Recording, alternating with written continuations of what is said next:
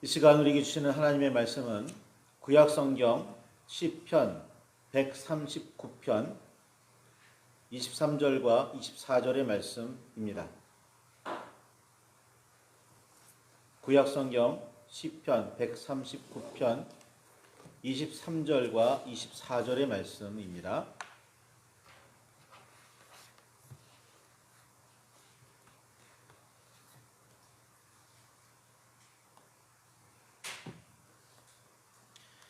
찾으셨으면 우리 함께 말씀을 공독하시겠습니다. 하나님이여 나를 살피사 내 마음을 아시며 나를 시험하사 내 뜻을 아옵소서.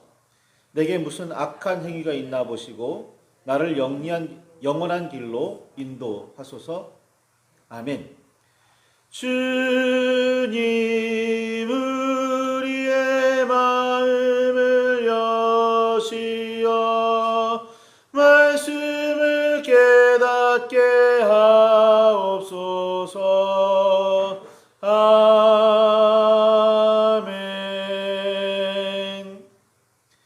주님의 사랑과 그 크신 은혜가 저와 여러분 안에 가득하기를 소망합니다. 예수님께서 이 땅에 계셨던 즈음, 그러니까 서기 1세기 초반에 유대 사회에서 성전을 중심으로 활동하는 종교 지도자들은 매우 존경받는 사람들이었습니다. 당시 알려져 있던 거의 모든 민족과 나라들을 로마 제국이 정복하여 복속시켰었습니다. 많은 민족과 나라들이 저항했었지만 결국에는 대부분이 로마 제국의 지배와 통치를 받아들이고 있었습니다. 그 중에 유난히 유대는 거세게 로마의 지배를 벗어나려고 했었습니다. 유대는 어떤 상황에서도 꺾이지 않을 정신을 가진 민족인 듯 여겨졌습니다. 로마는 저항이 계속되지만 않으면 고유의 종교나 정치, 문화를 인정해주고 유지까지 시켜주곤 했었습니다. 그런데 그리 대단해 보이지 않았던 작은 유대는 끝까지 로마에 불복하며 저항을 이어갔습니다. 그러다가 서기 70년에 로마는 여호와의 성전을 완전히 파괴하고 유대인들을 예루살렘에서 모두 추방하기까지 했습니다. 아니, 가나안에서 모두 추방했죠. 이런 조치는 로마로서는 매우 이례적이었고 거의 찾아볼 수 없는 정책이었습니다. 고대의 아시리아나 바빌론과는 좀 다른 정책이었습니다. 그만큼 유대는 끈질기게 로마에 저항했습니다. 그리고 그 중심에는 언제나 여호와의 뜻을 받들었다는 종교 지도자들이 있었습니다. 유대의 종교 지도자들인 제사장, 서기관, 바리새인, 사두개인 등등은 각각의 정치적 입장이나 여호와의 말씀을 해석하고 실천하는 부분에서 차이를 보이기는 했으나 유대의 백성들 사이에서는 모두 존경받는 사람들이었다는 공통점이 있습니다. 그들은 로마에 대한 저항의 중심에 늘 있었고 흔들리지 않을 정신적 지도자들이었습니다. 그들 중 몇몇은 타락하여 완전히 세속적으로 변하기도 했었지만 백성의 신뢰와 지지를 잃을 만큼은 아니었습니다. 로마에 의해 정복되었던 그리고 지배받던 시절에 자신들의 권위와 전통을 유지하기 위해서는 어느 정도 로마에 협조해야 하기는 했지만 그렇다고 백성들이 배신자나 매국노라고 여기지는 않았습니다. 백성은 제사장들을 통해 여호와께 번제를 드렸고 서기관을 통해 오래전부터 전해오는 하나님의 말씀을 듣거나 기록된 성경을 구할 수도 있었습니다. 바리새인과 사두개인들을 통해서는 하나님의 말씀을 생활에 어떻게 적용해야 하는지 매우 실제적인 해석과 가르침을 배울 수 있었습니다. 이들을 향한 신뢰와 지지는 정말 대단했습니다. 그런데 그런 이들을 정면으로 비판하는 사람들이 있었습니다. 유대 종교 지도자들에게 날선 비판을 했던 대표적인 사람이 세례 요한입니다. 그는 자신이 전하는 하나님의 말씀을 들으려고 찾아왔던 바리새인들과 사두개인들에게 독사의 자식들아, 누가 너희를 가르쳐 임박한 진노를 피하라 하더냐. 그러므로 회개에 합당한 열매를 맺고 속으로 아브라함이 우리 조상이라고 생각하지 말라. 내가 너에게 이르노니 하나님이 능히 이 돌들로도 아브라함의 자손이 되게 하시리라 라고 소리쳤습니다. 세례 요한의 외침에 따르면 유대 종교 지도자들, 그들은 하나님의 진노를 피할 수 없는 사람들이었습니다. 왜일까요? 그렇게 백성들로부터 존경받고 웬만한 일들은 무마되기도 할 정도로 백성들의 신뢰를, 지지를 이어갔던 그들이 왜 세례 요한에게는 이렇게까지 비난받아야 했었을까요? 독사의 자식들이라는 매우 험한 욕을 들어야 하는 사람들이었고, 잘못을 깨닫고 여호와 앞에서 회개하는 듯 보이지만 삶의 변화는 없는 사람들이라고 세례 요한은 보았습니다. 독사의 자식들이 얼마나 심각한 욕인지 아시나요? 독사는 마귀를 이야기합니다. 그러니까 좀 천박한 말로 개새끼 정도가 아니라 마귀 새끼인 거예요.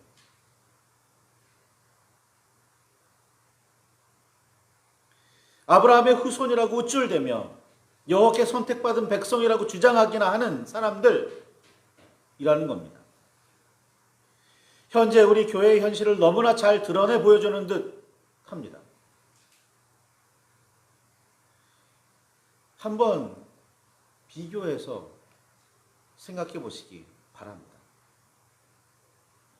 마태복음 12장 34절에는 예수님께서도 유대의 종교 지도자들에게 독사의 자식들아, 너희는 악하니 어떻게 선한 말을 할 수 있느냐? 이는 마음에 가득한 것을 입으로 말함이라 라고 말씀하셨다는 사실을 마음속에 새기시기 바랍니다. 어쩌면 오늘 우리에게 하시는 엄중한 경고입니다. 세례를 받으신 예수님께서 성령에게 이끌려 광야로 나가셔서 마귀에게 시험을 받으셨을 때의 이야기를 곱씹어 보면 그 마귀가 유대의 종교 지도자들은 아니었을까 하는 생각마저 듭니다. 이때 마귀는 돌로 떡덩이가 되게 하여 줄인 배를 채우라고 시험을 시작했었습니다. 그런 능력으로 굶주리고 있는 백성을 먹이라는 뜻이 아니라 40일간이나 금식하며 기도하셨던, 그래서 줄인 자신의 배나 채우라는 말이었습니다. 영이 아니라 몸을 중요하게 여기라는 말이었습니다. 이 시험을 예수님께서는 사람은 떡이 아니라 하나님의 말씀으로 살아야 한다며 물리치셨습니다. 예수님께서는 마태복음 23장 13절에도 있듯이 화 있을진저 외식하는 서기관들과 바리새인들이여, 너희는 천국 문을 사람들 앞에서 닫고 너희도 들어가지 않고 들어가려 하는 자도 들어가지 못하게 하는도다 라고 매우 날카롭게 비난하기도 하셨습니다. 하나님의 말씀을 누구보다 잘 알고 지킨다는 사람들이 오히려 하나님의 나라에 들어가려고 하지도 않고 들어가려는 사람이 있다면 막아서기나 한다는 말씀입니다. 하나님의 말씀에 따라 살며 하나님의 나라를 이루려고 하기보다는 자신들의 배나 불리려고 한다는 말씀이기도 합니다. 마귀는 예수님을 성전 꼭대기로 데리고 가서는 뛰어내려 보라고도 했습니다.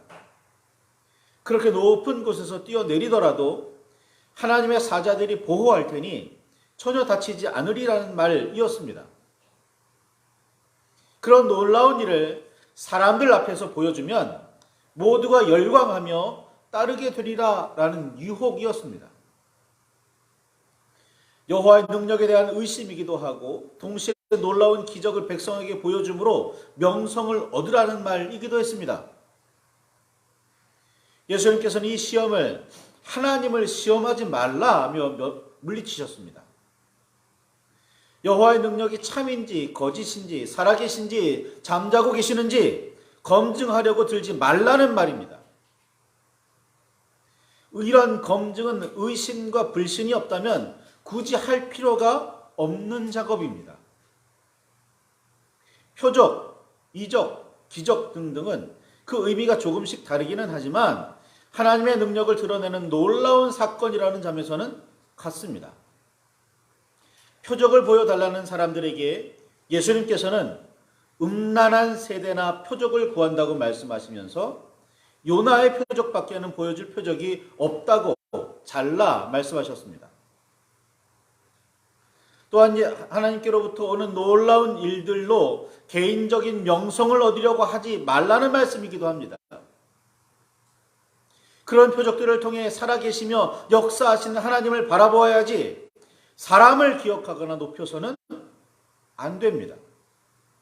매우 당연한 부분인데 우리는 너무나 쉽게 잊어버리곤 합니다.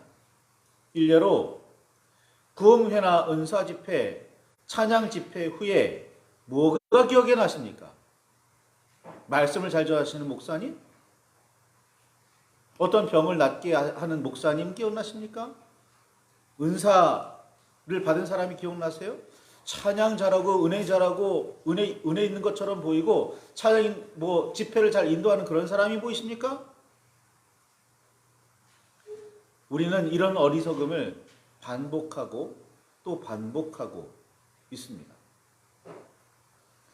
마귀는 예수님을 데리고 높은 산으로 가서 천하 만국과 그 영광을 보여주며 자신에게 엎드려 경배하기만 하면 그 모든 것을 주겠다고도 했습니다. 단순히 명성이 아니라 좀 더 물질적이고 현실적으로 유혹합니다. 오늘날 여호와 하나님을 섬기며 그리스도를 따른다고 말하는 사람 중에 복을 원하지 않는 사람이 몇이나 있을까요? 복을 받지 못한다면 신앙생활을 할 생각을 아예 하지 않을지도 모릅니다. 그만큼 복은 신앙생활에 있어서 매우 중요한 부분입니다.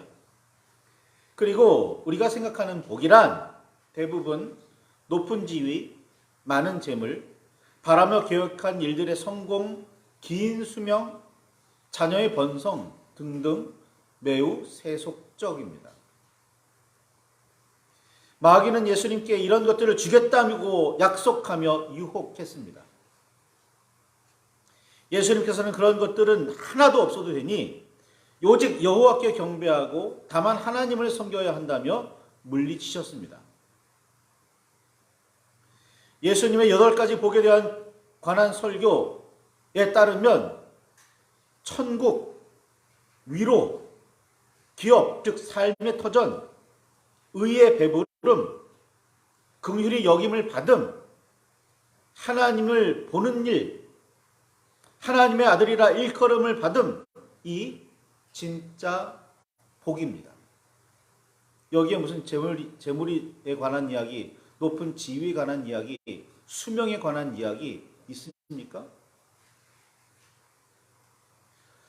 예수님께서 제자들에게 가르쳐 주신 기도의 양식을 위한 기도도 우리가 먹을 것, 음식에 대한 기도도 포함되어 있지만 평생 먹을 양식이 아니라 일용할 양식이라는 점을 우리는 기억해야 합니다.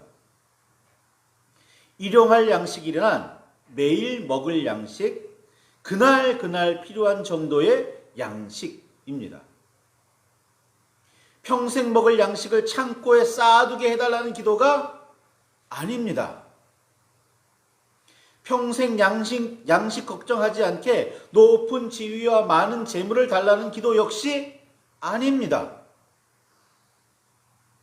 어쩌면 현재 우리의 신앙은 오래전부터 비뚤어져서 이미 엉뚱하게도 산으로 와버렸고 아예 돌이킬 수 없는 상황일지도 모르겠습니다. 시인은 하나님이여 나를 살피사 내 마음을 아시며 나를 시험하사 내 뜻을 아옵소서. 내게 무슨 악한 행위가 있나 보시고 나를 영원한 길로 인도하소서라고 노래하며 기도했습니다. 하나님께서는 우리의 마음을 속속들이 알고 계십니다. 우리는 어떻게 해도 하나님 앞에서 우리의 마음을 숨길 수도 감출 수도 없습니다. 우리의 머리카락 숫자 세기는 하나님께 매우 쉬운 일에 불과합니다. 우리의 마음을 속속들이 아시는 하나님께 한 길밖에 되지 않는 사람의 속은 별 문제가 아닙니다. 하나님께서는 우리의 뜻을 정확하게 간파하고 계십니다. 아무리 그럴듯하게 꾸미고 숨기고 감추며 속이려고 해도 하나님의 밝은 눈을, 그 눈길을 피할 수 없습니다. 속속들이 드러나기 마련입니다. 그런 주님께서 우리를 시험하신다면 무슨 일이 벌어질까요? 네 마음속에 뭐가 있냐? 네가 진정 추구하는 것은 뭐냐? 너는 정말 하나님을 섬기기는 하는 거냐? 우리의 믿음이 참인지 거짓인지, 그 진실함이 어느 정도인지, 성실함은 어디까지인지 주님은 반드시 확인하십니다. 75세의 낯선 여호와의 음성만을 의지하여 안정되고 보장되었던 삶의 기반을 모두 버리고 고향과 친척과 아버지의 집을 떠나는 엄청난 결단과 믿음을 보여줬던 아브라함이지만 100세에 어렵게 얻은 귀한 아들 이삭을 번제로 드리라는 시험을 통과하기까지 그는 참으로 여호와를 경외하고 있는지 하나님께서는 아브라함을 신뢰할 수가 없으셨습니다. 아브라함의 믿음은 그때까지 하나님께 인정받지 못했습니다.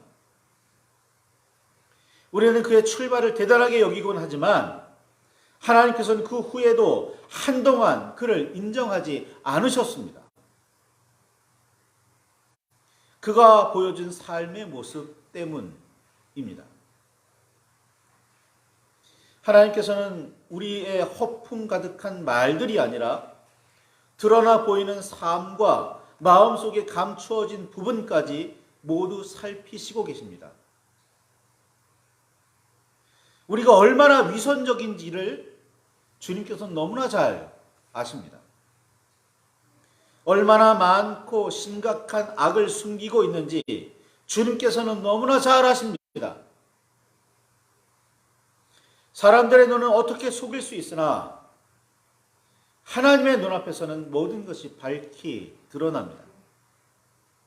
그렇기에 하나님께서는 우리의 위선을 시험하고 또 시험하십니다. 유대의 지도자들 뿐만 아니 옛 유대의 지도자들 뿐이 아닙니다. 그냥 심판하시고 징벌하시면 간단하게 처리될 일을 굳이 번거롭게 시험하시고 또 시험하시는 이유는 우리가 깨닫고 용서를 구하며 돌아오기를 바라시기 때문입니다. 그렇게 기다리시는 이유는 그만큼 우리를 사랑하시기 때문입니다. 하나님의 시험은 때때로 괴로운 일들이 계속 이어지는 힘든 과정입니다. 하나님께서는 우리가 징벌받고 멸망하기를 바라지 않으십니다. 깨닫고 용서받기를 바랐습니다. 우리를 향한 하나님의 최종 목표는 구원입니다. 그래서 시인은 우리의 악한 행위를 살피셔서 영원한 길로 인도하시기를 기도했습니다. 우리의 악한 행위를 살피시는 과정에서 정의와 공의에 따른 심판과 징벌을 피할 수는 없지만 우리가 참으로 깨닫고 진정으로 용서를 구하며 삶의 변화를 이룬다면, 마음을 새롭게 한다면 우리는 여호와의 은혜 아래 구원에 이를 수 있습니다. 이것이 하나님께서 우리를 사랑하신다는 증거입니다. 사순절 첫 번째 주일입니다. 지난 수요일, 성의 수요일로 시작해서 사순절이 이어지고 있습니다. 우리 주 예수 그리스도께서 왜 이 땅에 오셔야만 했는지, 왜 그 험한 길을 택하셔서 걸으셔야만 했는지, 왜 십자가의 길을 걸어가셔야만 했는지, 왜 그렇게 핍박을 받으면서도 하늘의 복음을 전하려고 애를 쓰셨는지, 우리는 이 기간 동안에 매우 곱씹고, 매우 깊게 곱씹고 또 곱씹어야 합니다.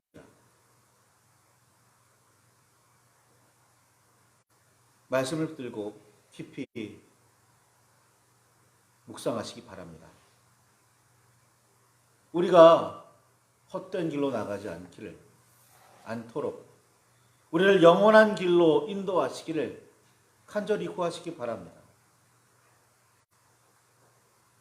하나님께서 나의 아버지 되시며 인도자 되시고 구원자 되심을 깊이 묵상하시기 바랍니다. 이 사순절을 그냥 헛되이 보내지 마시기 바랍니다. 말씀을 붙들고 깊이 묵상하시며 기도하실 때 주님의 그 손길이, 그 주님의 은혜가, 사랑이, 그 십자가의 의미가 깊이 깨달아지는 귀한 역사가 저와 여러분 안에 일어나기를 소망합니다.